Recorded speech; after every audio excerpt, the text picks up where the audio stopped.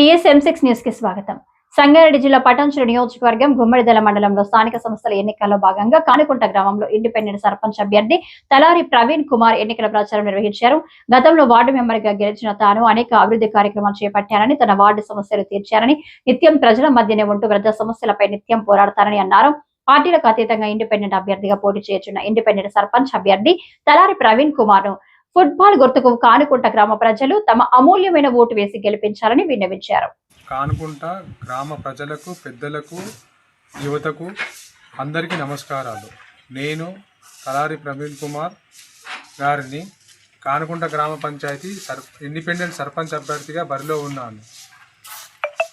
ఇంతకుముందుకు నేను ఇదే గ్రామ పంచాయతీకి ఫస్ట్ వార్డ్ నంబర్గా గెలిచాను.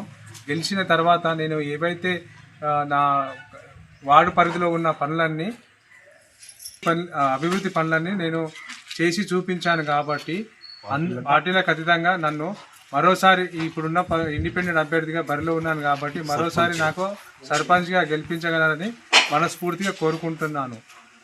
ఇప్పుడు నేను నిత్యం అందుబాటులో ఉండి ప్రజల మధ్యన ఉండి ఏవైతే మన ప్రజా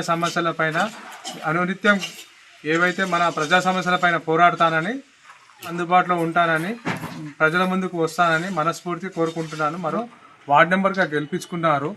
మరోసారి మీ ముందుకు సర్పంచ్ అభ్యర్థిగా ఇండిపెండెంట్ అభ్యర్థిగా వస్తున్నాను కాబట్టి మరోసారి నన్ను గెలిపించుకుంటారని కోరుకుంటున్నాను.